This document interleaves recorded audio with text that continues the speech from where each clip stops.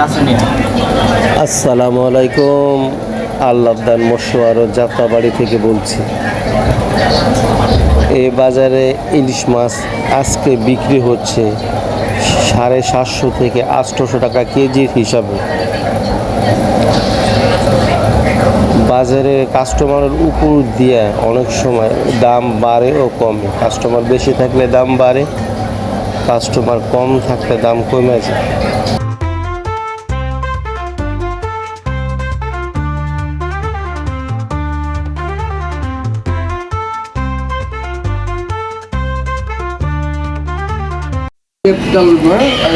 আপনারা বিভিন্ন ধরনের মাছ কালেকশন করতে যদি চান তাহলে যাত্রাবাড়ি চলে আসুন আল্লাহদান মার্কেটে।